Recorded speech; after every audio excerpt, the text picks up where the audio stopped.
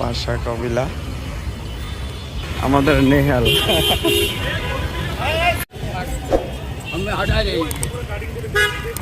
এই যে তাশরিফ ভাই, ব্যাচেলর পয়েন্টের শুটিং।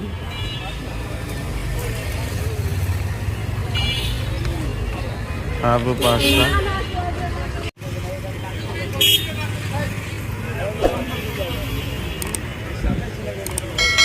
সাতাশের দিকে যাইতেছে পুরো টিম।